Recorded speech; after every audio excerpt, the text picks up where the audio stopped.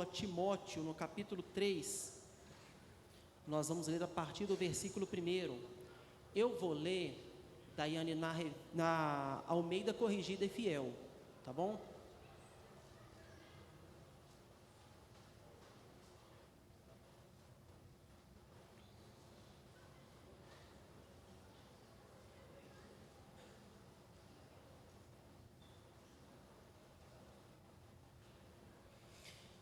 Se você abriu a sua Bíblia, você pode deixar guardada para fazer a sua consulta.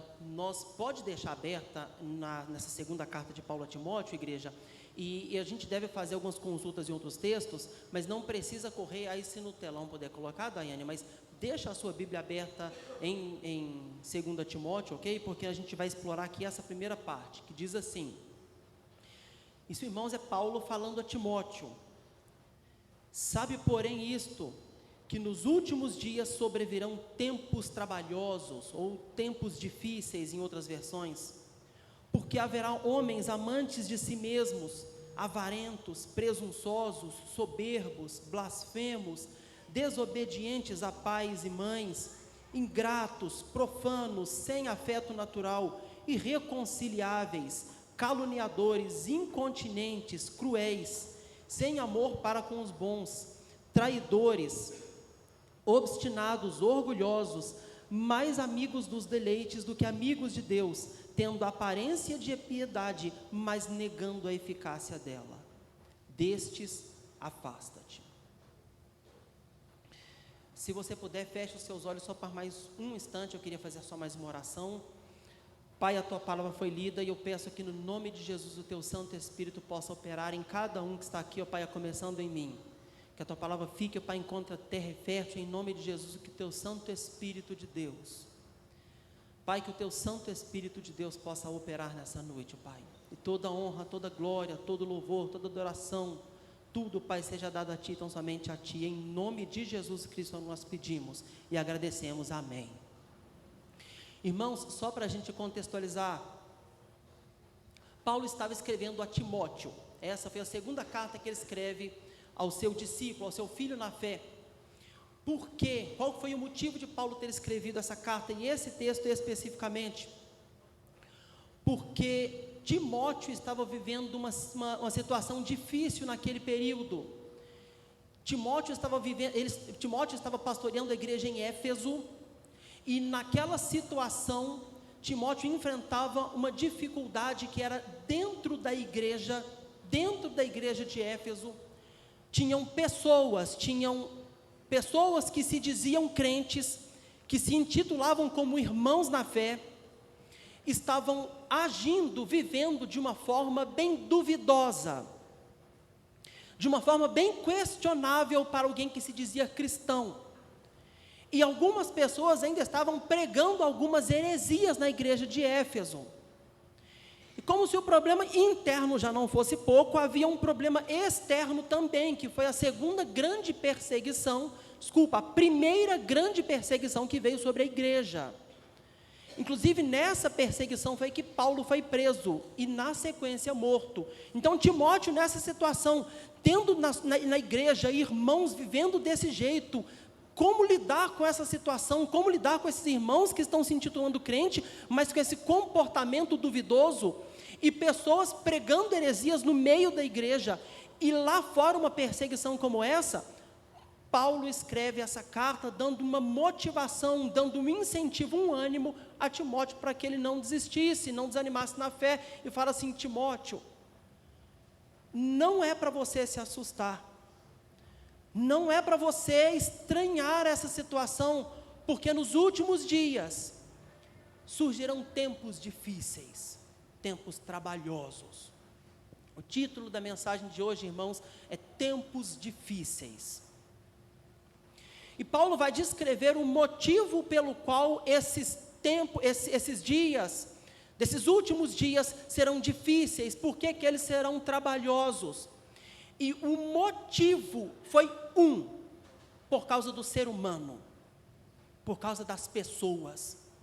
As pessoas nesses últimos dias, elas teriam uma conduta, um jeito de ser, um jeito de agir e de se portar, que tornariam esses últimos dias realmente difíceis, realmente trabalhosos, trazendo todos esses problemas, e Paulo vai fazer uma listagem. Vamos entender o que é isso, irmãos. A sociedade, talvez alguém pense assim, mas o ser humano, ele meio que é difícil mesmo, às vezes lidar com o ser humano não é fácil. A gente fala assim às vezes, não é isso mesmo? Lidar com o ser humano às vezes não é fácil. Mas o que Paulo estava falando, que nos últimos dias seria pior, isso se agravaria.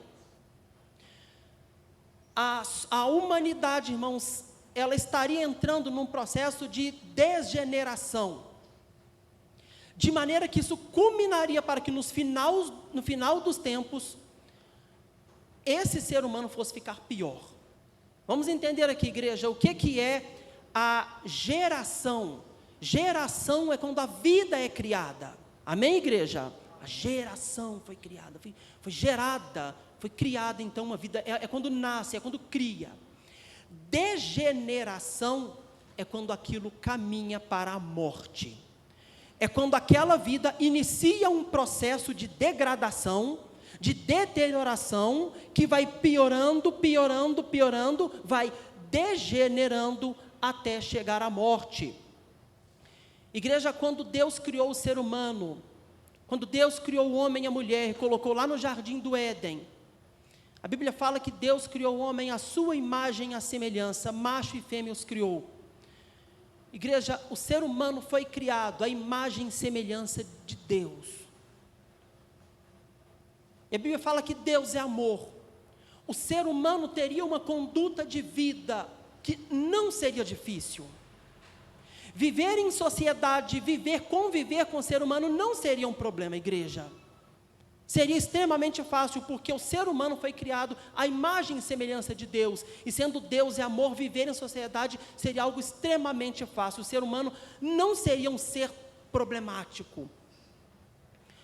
Porém, a palavra de Deus fala que em um determinado momento, o homem escolheu desobedecer a Deus. Em um determinado momento, o homem foi até aquela árvore em que Deus havia ordenado que daquele fruto não comesse, pega daquela fruta e come. Naquele momento o pecado entra no mundo. Igreja, quando o pecado entrou no mundo, duas coisas realmente ruins aconteceram ao pecado entrar no mundo.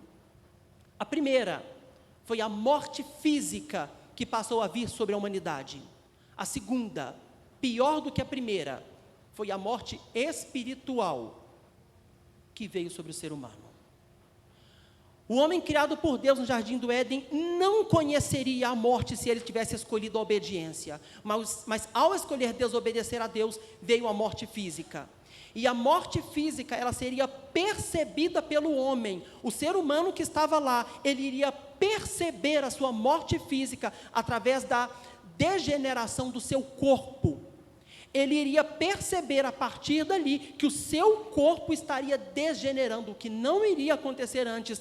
E ano após ano ele iria perceber isso, até chegar o dia em que ele fosse voltar ao pó da terra, conforme Deus avisou ao homem, lá em Gênesis, no capítulo 3, no versículo 19.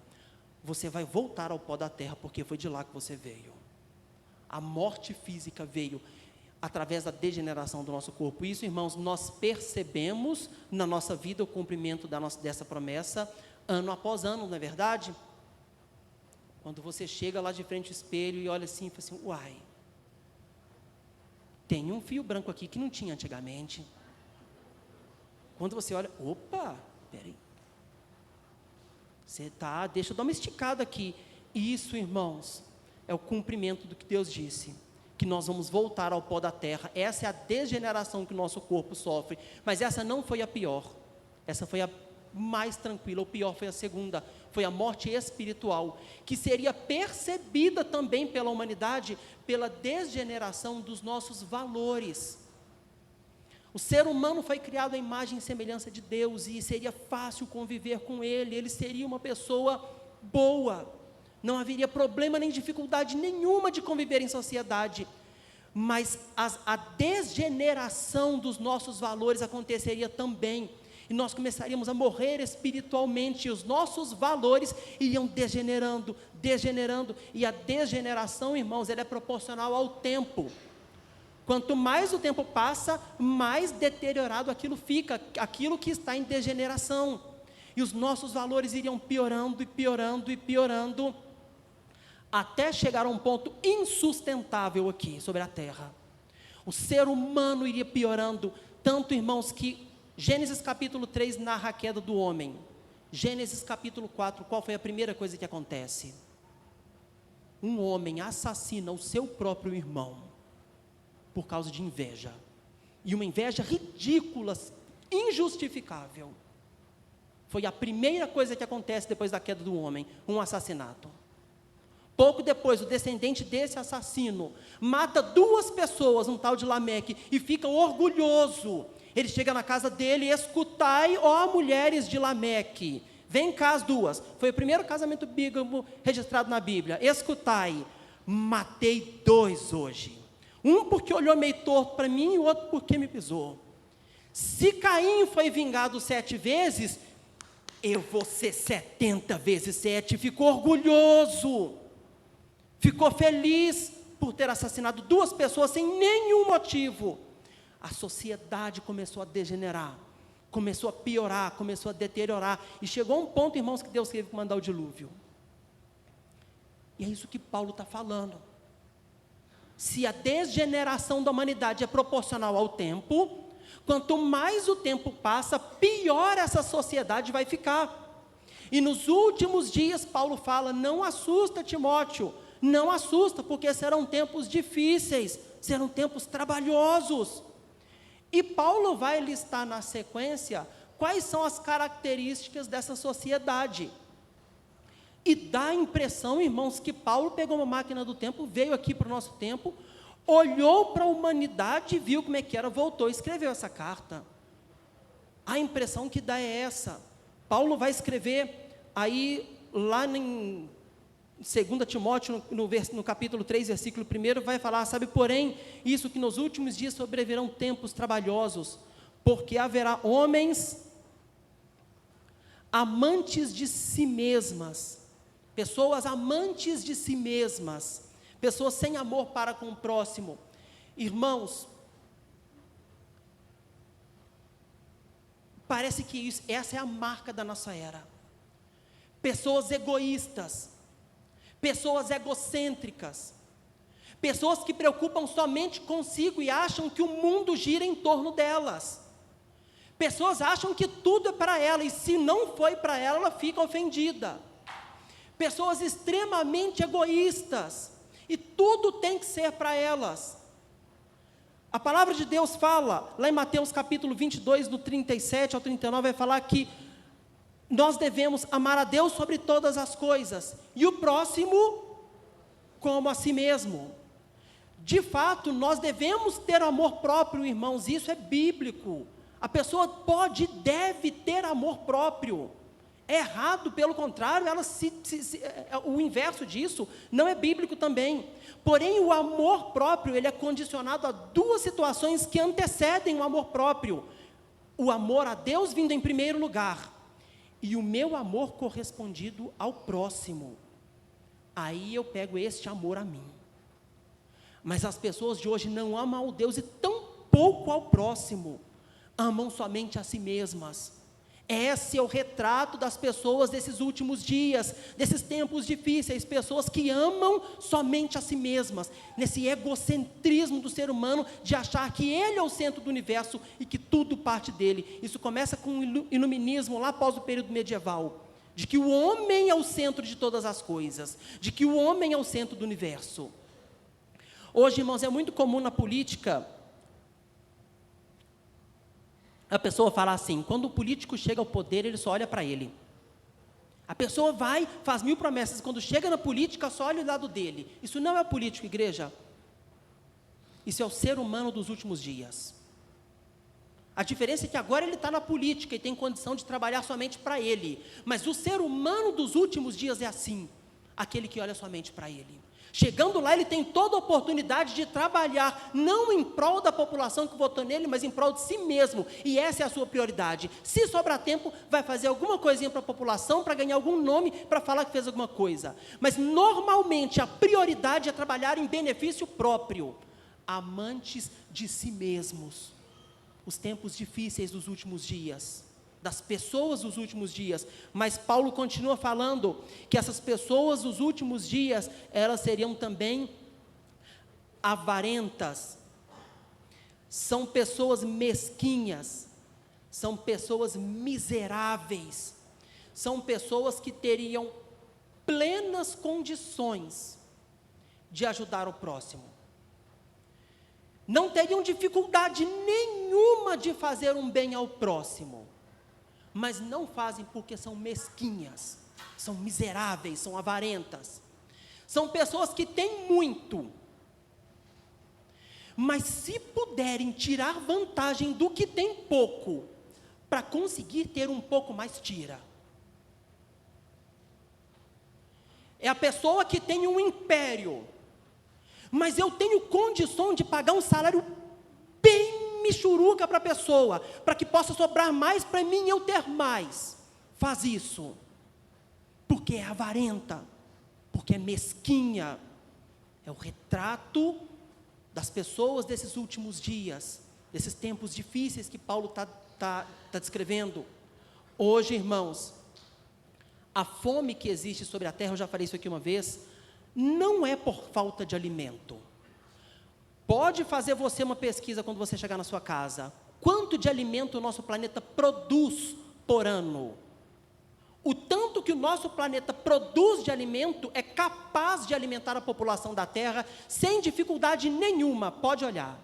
Você vai ver que esse fato está lá. Espera aí, então tem alguma coisa errada. Se o nosso planeta produz alimento em abundância, por que tem gente passando fome? Por causa das pessoas que são avarentas, que querem ter muito, que querem ter só para ela.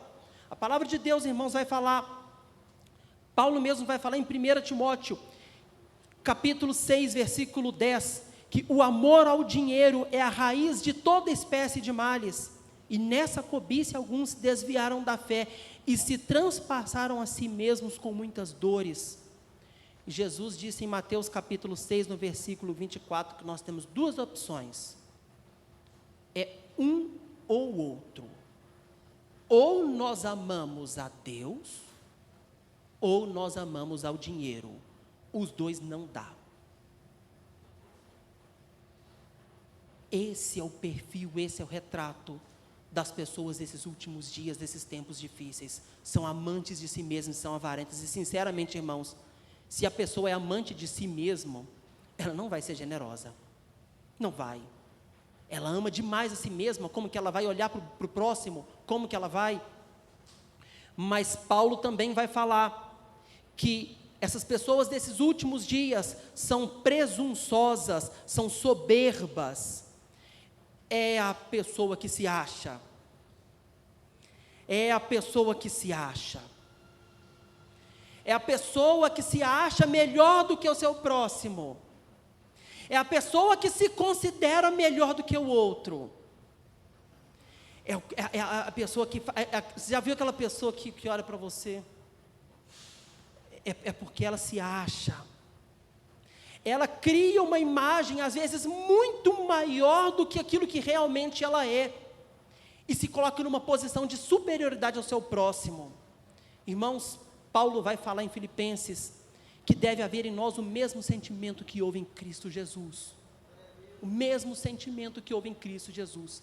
Que mesmo sendo Deus, Ele assumiu a forma de servo, veio aqui para servir. Jesus não ficou nessa aqui, irmãos, nessa arrogância, Ele veio para servir. Jesus lavou pé de discípulo, ele nasceu num estábulo, num lugar que certamente não cheirava bem. Ele veio para servir a humanidade e dar o exemplo. A pessoa que se acha melhor do que os outros, irmãos, o sentimento que está havendo nela, não é o mesmo sentimento que houve em Cristo Jesus. A pessoa que se acha melhor do que os outros, o sentimento que está havendo nela é o mesmo sentimento que houve no diabo, que estava lá no céu e achou que era bom demais, e quis ser maior do que Deus. Esse é o retrato das pessoas dos últimos dias. São avarentas, são presunçosas, são soberbas. E Paulo também vai falar que as pessoas desses últimos dias são blasfemas, são profanas.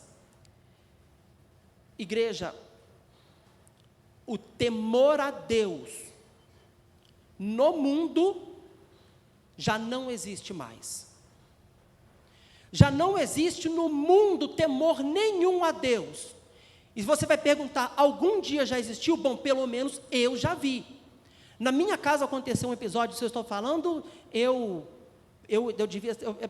soube que isso aconteceu, não é do meu tempo, mas que eu era pequenininho, mas que entrou um ladrão na minha casa. Pulou o muro, entrou lá para roubar. Era um assalto rápido, entrar, pegar alguma coisa aí. Quando a pessoa entrou, quando ele entrou no primeiro quarto, quando ele chegou e abriu o armário, ele viu uma Bíblia Sagrada. Ele pegou a Bíblia e deixou a cama e foi embora. Ele pegou, viu que tinha uma Bíblia, ele deixou tudo e foi embora. Irmãos, eu falo para a igreja, esse homem muito provavelmente, ele chegou lá e ele teve temor a Deus. Por que a nossa igreja tem cerca elétrica hoje? É porque ninguém mais tem temor a Deus. Se uma pessoa tiver a oportunidade de vir aqui roubar tudo que tiver, ela vai fazer. Jason, mas e Deus? Ela não tem temor a Deus. Ela não tem mais temor a Deus. No mundo, as pessoas desses últimos dias não têm mais temor a Deus. Antigamente, blocos de carnavais eram dança. As pessoas estavam lá para dançar. As pessoas iam dançar na rua. O tempo foi passando e os blocos de carnavais começaram a explorar a imoralidade, a indecência e a sensualidade. Os blocos de carnavais hoje, eles exploram a blasfêmia e profanam aquilo que é sagrado. Os blocos de carnavais hoje estão dedicados a profanar aquilo que é sagrado e blasfemar contra o nome de Deus.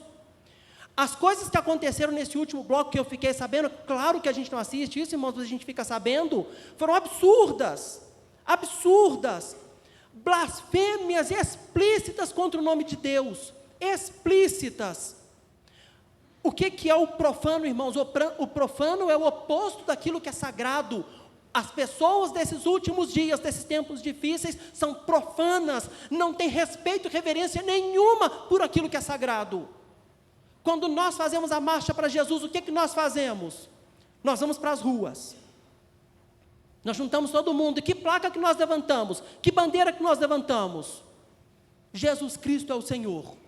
E mais nada. Nós saímos para as ruas e vamos proclamando que Jesus Cristo é o Senhor.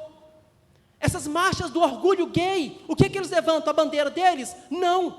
Eles levantam a bandeira profanando aquilo que é sagrado.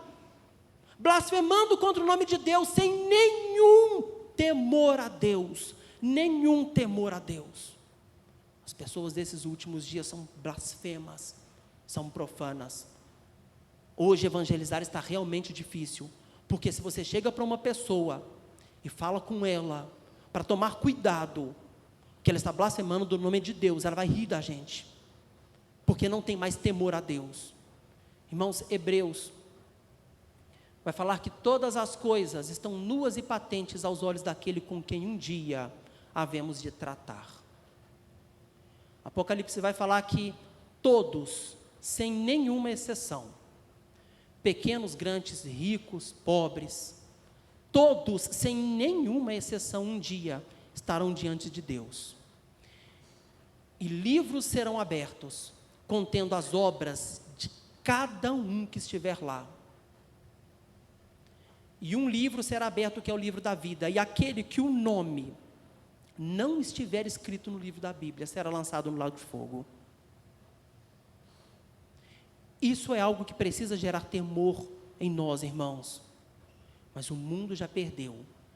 Os homens, a sociedade desses últimos dias não tem temor nenhum a Deus, mas Paulo vai continuar falando que as pessoas desses últimos dias são desobedientes aos pais, desobedientes ao pai e à mãe. Irmãos, Deus criou o ser humano e estabeleceu ali um princípio de autoridade. O princípio de autoridade, irmãos, é algo que é propósito de Deus. Nesta igreja existe um princípio de autoridade. Você, no seu trabalho, existe um princípio de autoridade. Você que na sua escola, existe um princípio de autoridade. E a primeira autoridade que foi constituída sobre a vida de todo mundo que está aqui, foi o nosso pai e a nossa mãe. Essa foi a primeira autoridade que Deus instituiu sobre a vida de todo ser humano. E essa autoridade, irmãos, é tão importante para Deus. Irmãos, mas ela é tão importante para Deus, mas tão importante, que Deus pegou um mandamento, eram 10. Ele pega um, reserva só para ele. Honra teu pai e sua mãe, ainda coloca uma promessa para ele. É o único que tem recompensa para quem obedecer. Dá uma promessa, de tão importante que é essa autoridade. Mas as pessoas desses últimos dias, não têm mais respeito pelo seu pai e pela sua mãe. Muito pelo contrário, na sociedade, existe um desincentivo à obediência aos pais. Você jovem, você adolescente, preste atenção. Se você chegar aonde você é do seu convívio, lá na escola, e se você falar que não vai fazer alguma coisa porque você está obedecendo ao seu pai, muito provavelmente vão te desincentivar. O que é isso? Você está nessa ainda? Você é careta demais, não desiste mais não. A sociedade de hoje, ela é esse sistema maligno, foi criado para ensinar ou para instruir um jovem de que ele é mais esperto do que o pai dele. Não, que é isso? Você é mais esperto do que seu pai. Olha até onde seu pai estudou. Você já passou ele em estudo, você está acima dele. Igreja, ou melhor dizendo, jovem, adolescente, preste atenção. Respeite os anos de vida que o seu pai tem. Isso não é uma faculdade, mas ele tem experiência, então respeite isso. Dê valor a isso. Honre o seu pai, isso é mandamento bíblico, e isso agrada a Deus. Não vá nessa onda do mundo que desincentiva os jovens hoje, as crianças, a desobedecerem os seus pais. O nosso sistema educacional, irmãos, essa tragédia que é hoje, é um desincentivo à obediência aos pais. Na verdade, o que nosso sistema educacional quer fazer, é tirar dos pais a responsabilidade de cuidar dos filhos, e trazer para o governo, para que o governo possa ensinar aquilo que ele bem entende. Hoje, nós temos crianças tão diferentes dos seus pais, tão diferentes, com ideais, com ideias, com pensamentos tão diferentes, justamente por causa dessa influência maligna do mundo. Justamente por causa disso.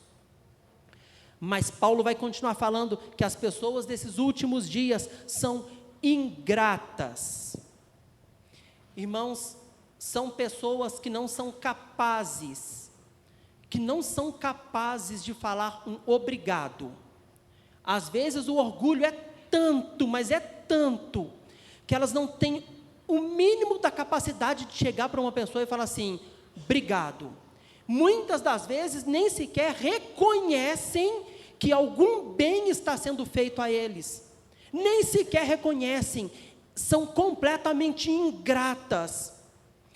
O irmão Ronaldo citou um texto aqui, vamos para ele, de Jesus, que foi lá em Lucas capítulo 17, do 15 ao 19, Jesus curou 10 leprosos, eram 10 leprosos que estavam doentes, foram para Jesus, Jesus curou os 10, os 10 foram embora, quando se deu conta, viu que estava curado, Lucas 17, versículo 15, e um deles, vendo que estava são, voltou glorificando a Deus em alta voz, e caiu aos pés de Jesus, com o rosto em terra, dando-lhe graças, e este era samaritano. E respondendo Jesus disse, não foram 10 os limpos? Aonde estão os 9? Não houve quem voltasse para dar glória a Deus, senão esse estrangeiro? E disse, levanta-te, vai, a tua fé te salvou. O homem estava doente, estava com lepra, os 10 foram embora. Aquele homem, quando caiu em si, ele voltou, não foi para pedir mais bênção, não foi. Ele voltou e ele se ajoelha, e ele coloca o seu rosto na terra, e ele chega para Jesus e fala assim, eu vim aqui só para falar muito obrigado pelo que você fez para mim. Ele veio demonstrar para Jesus toda a sua gratidão pelo bem que Jesus havia feito a ele. Jesus fala assim: olha, eram 10, aonde estão os outros 9? Fala assim: olha, levanta, pode ir embora, a sua fé te salvou. 10 foram curados, um foi salvo.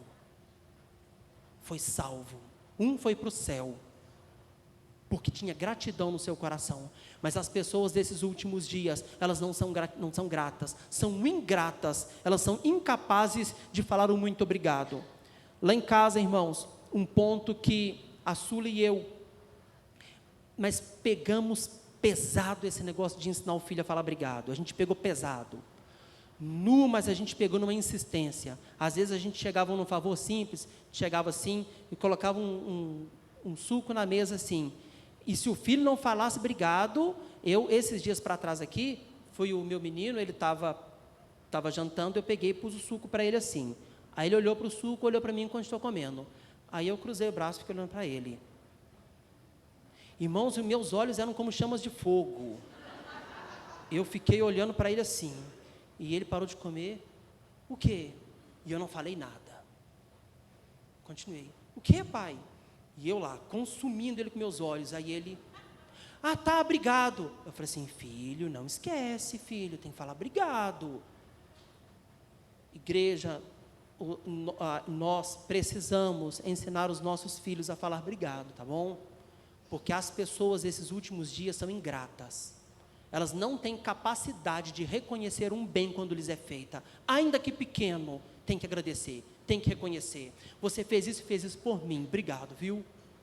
As pessoas, esses tempos difíceis, não conseguem reconhecer, mas Paulo continua falando que as pessoas desses últimos dias, desses tempos trabalhosos, elas são caluniadoras e traidoras. Igreja, esse é outro ponto que basta a gente olhar para a política para a gente ver o retrato da sociedade. Não se ganha uma eleição hoje apresentando uma proposta de governo. Não se ganha.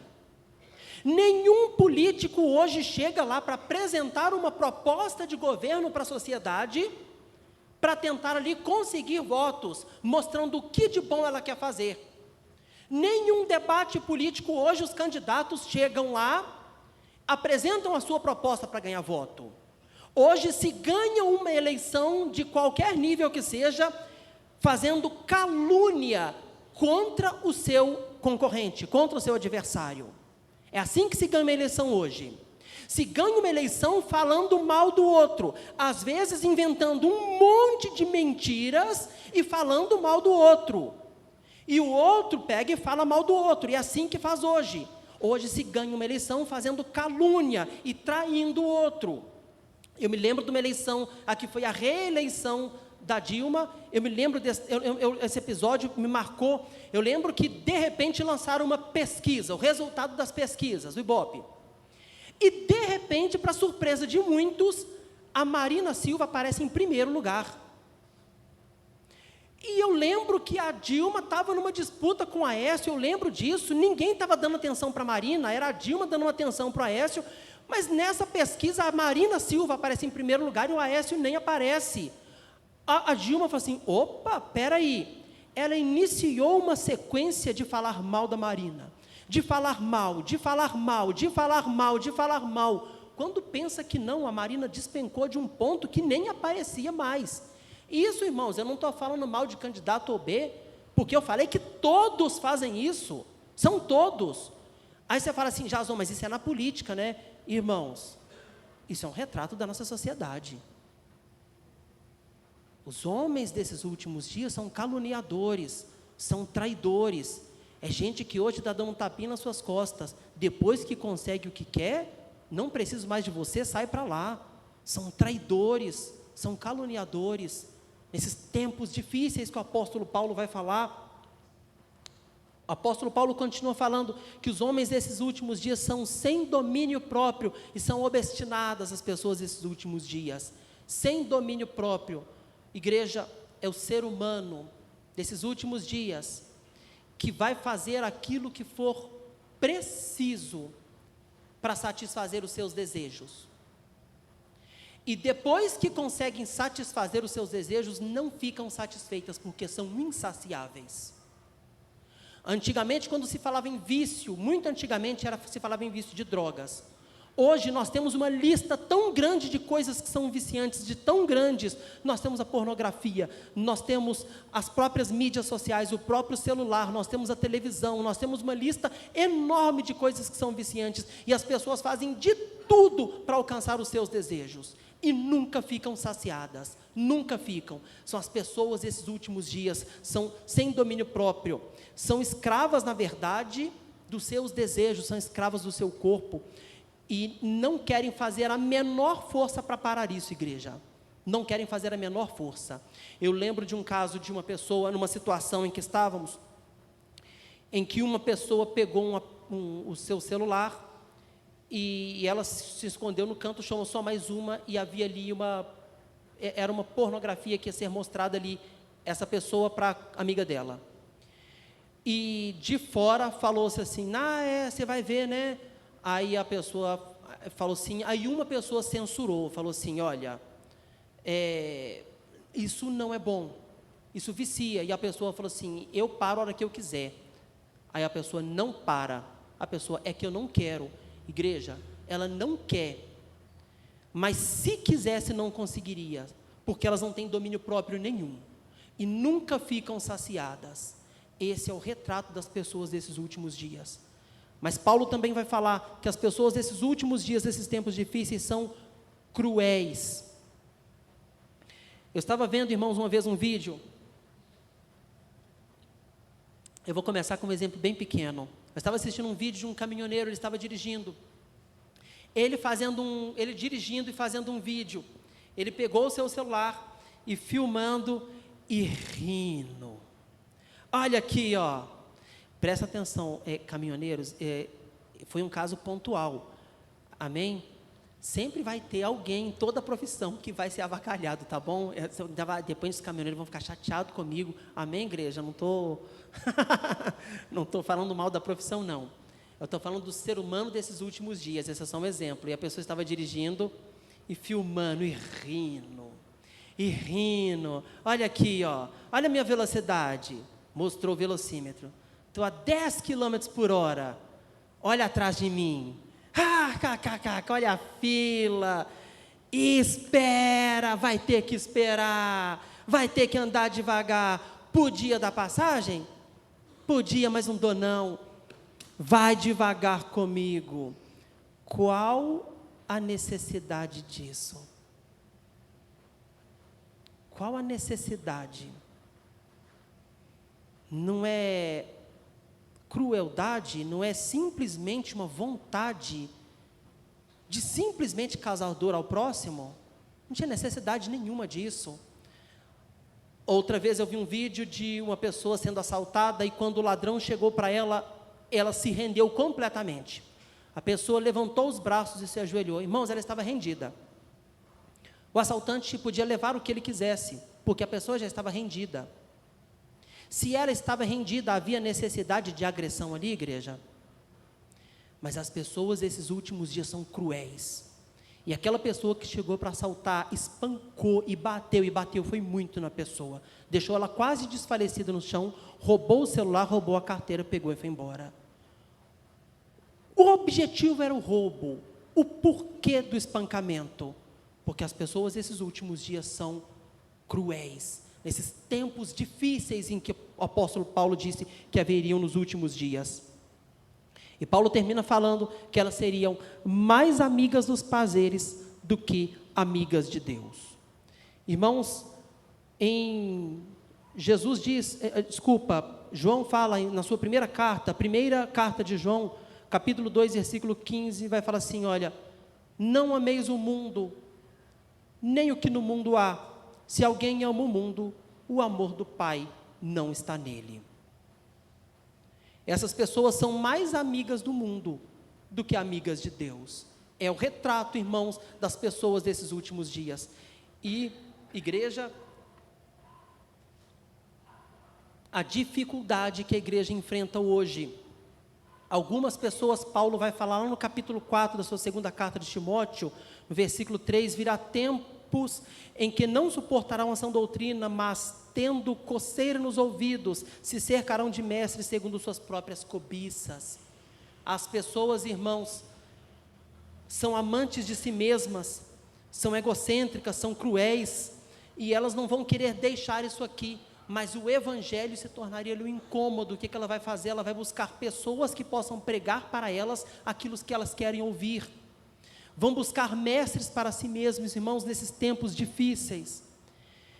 Irmãos, essa degeneração desses últimos dias só não é completa porque o evangelho do Senhor Jesus ainda é pregado.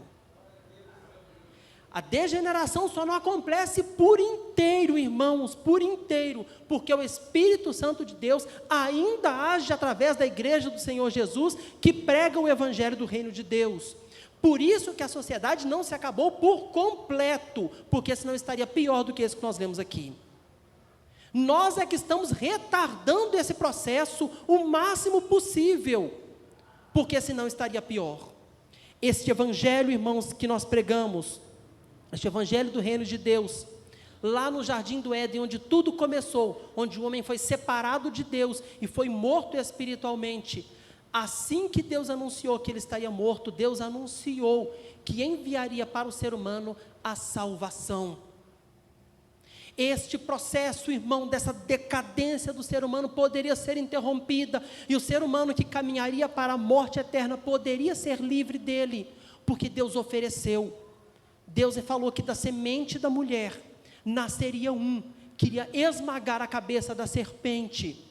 Deus prometeu que enviaria para a humanidade um Salvador, alguém, uma possibilidade de salvação, de sair desse processo de degeneração moral e espiritual, nos arrancar dali, fazer com que nós vivêssemos em novidade de vida e voltássemos a ser amigos de Deus. A nossa amizade com Deus seria restabelecida, e Gálatas 4:4-5 vai falar assim: mas, vindo a plenitude dos tempos, Deus enviou o seu Filho, Jesus Cristo nosso Senhor, nascido de mulher, nascido sobre a lei, para remir os que estavam debaixo da lei, a fim de recebermos a adoção de filhos. Deus o Pai ofereceu a nós uma possibilidade, irmãos, de sermos salvos dessa degeneração, de escaparmos desse processo de degeneração. Romanos 5:10 vai falar: porque se nós, sendo inimigos, fomos reconciliados com Deus pela morte de seu Filho, muito mais, tendo já sido reconciliados, seremos salvos pela sua vida. Deus ofereceu um meio, irmãos, de todo ser humano poder ser reconciliado com Deus, poder ser reconciliado e sair desse processo de degeneração, e sair daqui. A pessoa, quando se entrega a Jesus Cristo, quando ela se abre para Jesus Cristo e se entrega de todo o seu coração, por suas próprias forças, ela não conseguiria sair desse processo que Paulo narra. Ela está presa a isso por si mesma, ela não conseguiria. Mas a partir do momento que ela se entrega a Jesus Cristo como Senhor da sua vida, ela recebe o Espírito Santo de Deus e ela passa a viver em novidade de vida. Obrigado, viu, Jailton? E ela passa a viver em novidade de vida. A degeneração, ela para e ela interrompe e começa a regeneração. Degeneração é quando aquilo vai deteriorando, piorando. A regeneração é quando volta a ganhar vida. O cristão, quando ele se entrega a Jesus Cristo para ser o Senhor e Salvador da vida dele, esse processo interrompe e começa o lado inverso. Aquilo que estava mais acentuado na vida dele de problema, de defeito, começa a sumir e começa a desaparecer, e a pessoa vai caminhando em direção a Deus. 2 Coríntios 5:7 vai falar assim: assim que, se alguém está em Cristo, nova criatura é. Então, isso aqui, começa a desaparecer, porque ela está em Cristo. O Espírito Santo de Deus faz dela uma nova criatura, e as coisas velhas se passaram, e eis que tudo se fez novo. Aquele que está em Cristo nasce de novo e se torna uma nova criatura. João também vai falar, capítulo 5, versículo 24. Na verdade vos digo, que quem ouve a minha palavra e crê naquele que me enviou, tem a vida eterna. E não entrará em condenação, mas passou da morte para a vida.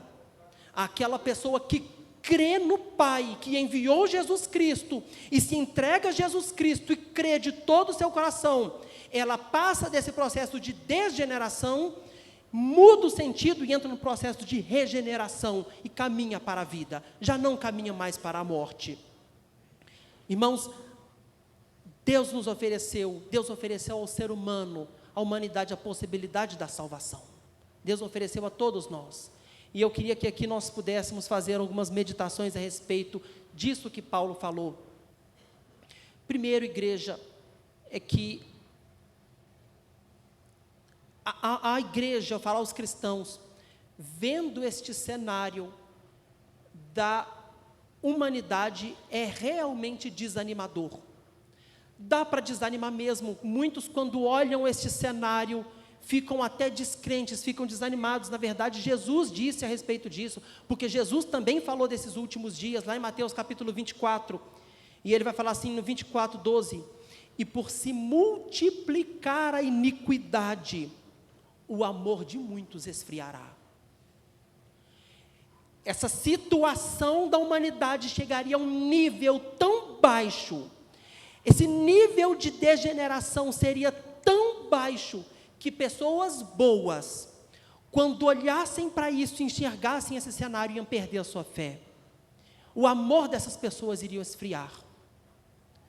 E essa é a palavra igreja que eu falo primeiro para a igreja. Jesus continua falando, mas aquele que perseverar até o fim, este será salvo. Igreja, nós não podemos ser daqueles que desanimam. Não podemos. Eu sei que a situação é desanimadora, mas nós temos daqueles que vão perseverar até o fim.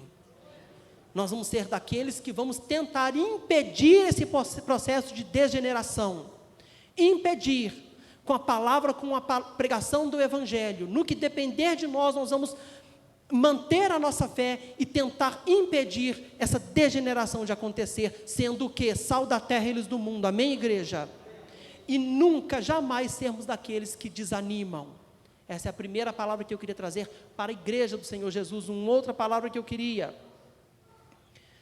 não existe nesta situação que Paulo propôs uma neutralidade. Não existe um ponto neutro, não existe um ponto só de observatório, em que está acontecendo aqui pessoas sendo regeneradas, pessoas desgenerando, e eu sou aquele que está só observando. Não tem esse terceiro lugar do que está só observando, é um ou outro.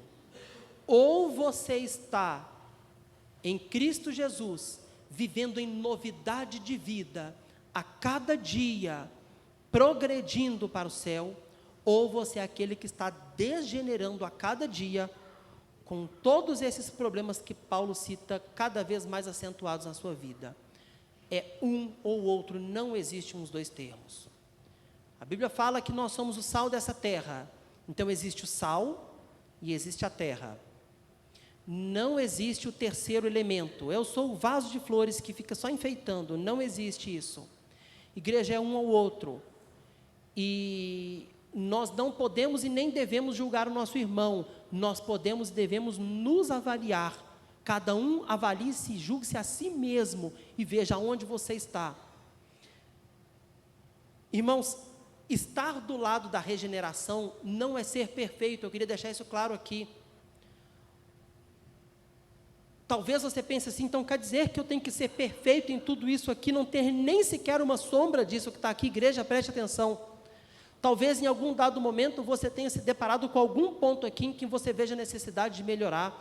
Mas se você enxergou essa necessidade de melhorar, e se você pediu perdão a Deus e falou assim, Deus, eu estou precisando melhorar aqui, me corrige, me ajuda, me transforma, me renova. Você está no caminho da regeneração. Isso não está ficando mais aprofundado em você, isso está ficando menos evidente a cada dia. Aquele que está degenerando, aquele que não está nem aí para essa situação e se afunda nisso aqui mais a cada dia. Então, cada um que se avalie, veja onde você está, e se você percebeu algo aqui, que você fala assim, será que eu estou sendo uma pessoa, que Paulo disse, por exemplo, será que eu estou sendo uma pessoa cruel? Será que eu estou sendo uma pessoa avarenta? Será que eu estou sendo um amante de mim mesmo? Que a pessoa fala assim, Jesus, eu quero te pedir perdão aqui, e eu quero te pedir cura e transformação. É a regeneração, é a pessoa melhorando a cada dia, amém, igreja? E o terceiro ponto que eu queria destacar aqui a respeito dessa mensagem, hoje, irmãos, existe uma profissão que está bombando aí na internet, nas redes sociais, nas mídias, que é o tal do digital influencer.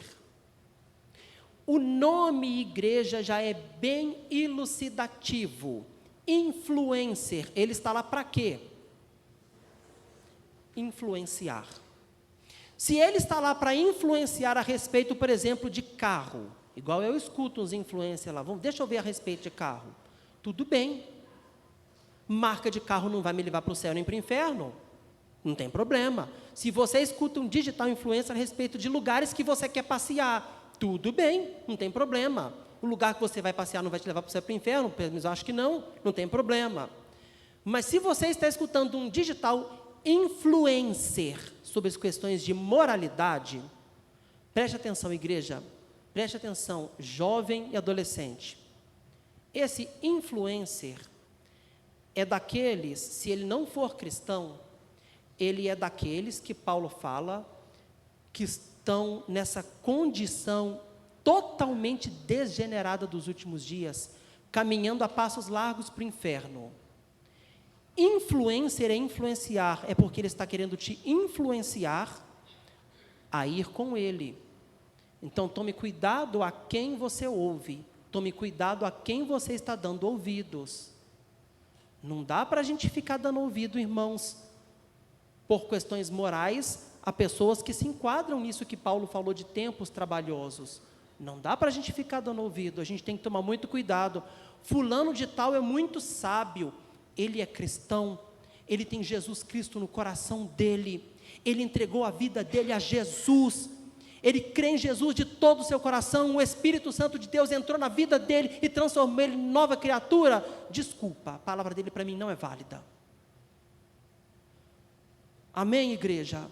Nós temos que prestar atenção e ter sensibilidade nisso. Olha, e se eu me referir a jovem e adolescente, preste atenção.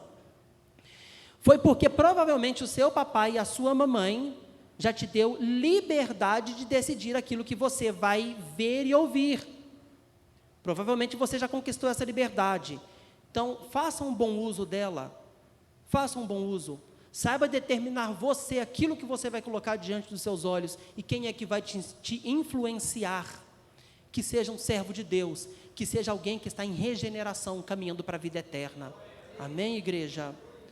Essa é a palavra que eu queria trazer para a igreja. Eu não sei, igreja, qual foi o motivo pelo qual o Espírito Santo de Deus trouxe essa palavra para mim, mas ela veio muito forte ao meu coração, mas muito forte mesmo.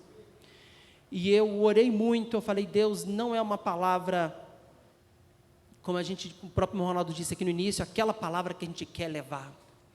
Não é aquela palavra, mas creio eu que Deus realmente queria que essa palavra trouxesse os nossos corações, para que nós pudéssemos ficar atentos todos os dias. Eu queria só finalizar, antes de passar a palavra para o meu irmão Ronaldo, eu queria só terminar fazendo mais uma oração, se você puder ficar de pé, só por mais uma vez. Eu queria só fazer mais uma oração. Igreja,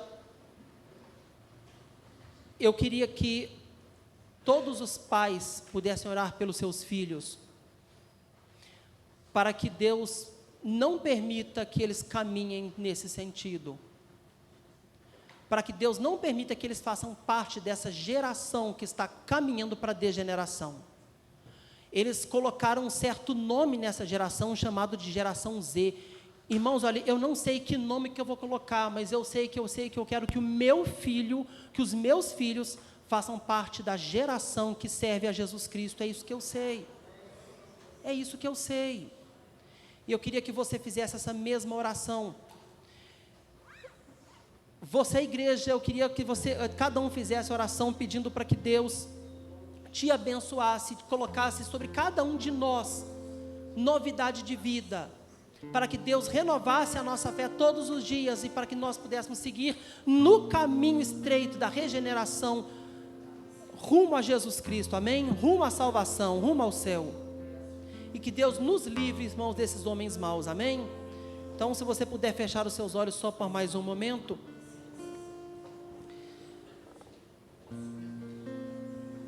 Senhor nosso Deus, Senhor nosso Pai, Deus, a Tua palavra foi ministrada, Pai, nesta noite, a Tua igreja, Pai.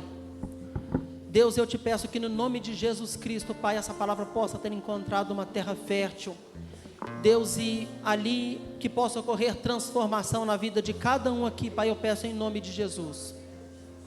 Deus, em nome de Jesus, eu peço àquele, Pai, que já estava em regeneração, Deus, aquele que já estava em novidade de vida, Deus, que o Senhor possa, em nome de Jesus, dar a ele uma porção dobrada, Pai.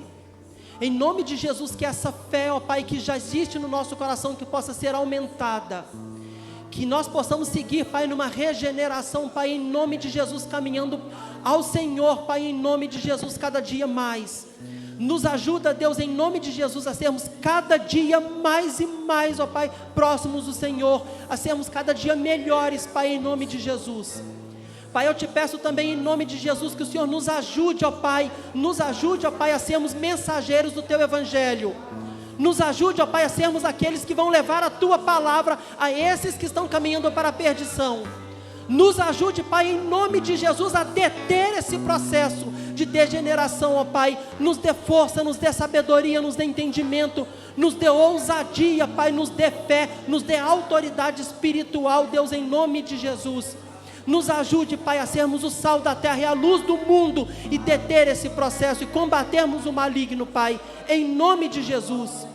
Pai, cuida dos nossos filhos em nome de Jesus. Cuida das crianças, cuida dos jovens, cuida dos adolescentes, Pai.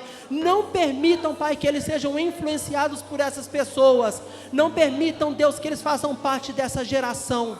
Não permitam, Deus, em nome de Jesus. Deus, cuida das nossas crianças em nome de Jesus, ó Pai. Guarde a elas, Pai, em nome de Jesus. Em nome de Jesus. Que elas possam ter o coração voltado para o Senhor e tão somente para o Senhor, Deus, em nome de Jesus. Em nome de Jesus, ó Pai. Que os nossos filhos sejam obedientes aos pais, obedientes a pai e a mãe. E que nenhuma desses defeitos, desses problemas, Pai, seja sobre eles, em nome de Jesus. E quando alguém, ó Pai, tentá-los influenciar contra o Senhor, ó Pai, que a decisão deles possa ser escolher o Senhor, ó Pai, e dizer não para o mundo. Em nome de Jesus, que eles sejam amigos de Deus, inimigos do mundo, em nome de Jesus. Que eles escolham Deus. Essa é a nossa escolha, Pai. Essa é a nossa oração. É isso que nós oramos e te agradecemos, Pai, no nome de Jesus Cristo. Amém. Amém. Ó Deus, me sondas,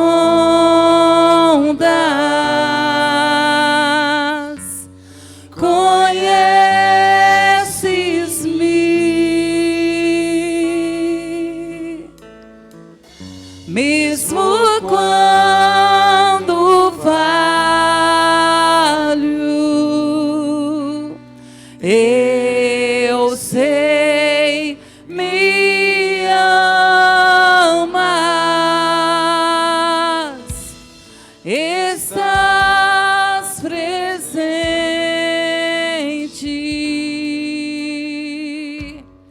a me cercar em todo tempo.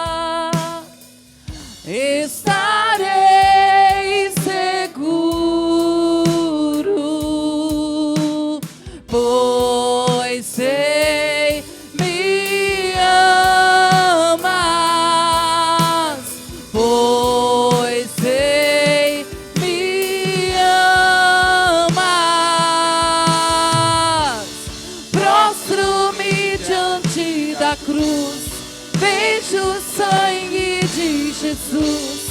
Nunca houve amor assim. Sobre a morte já venceu, sua glória o céu encheu. Nada irá me separar. Prostro-me diante da cruz, vejo o sangue de Jesus. Nunca houve amor assim. Sobre a morte já venceu, sua glória o céu encheu. Nada irá me ser. O véu rasgou, o véu rasgou, o caminho abriu, tudo consumado está. O véu rasgou, o caminho abriu, tudo consumado está.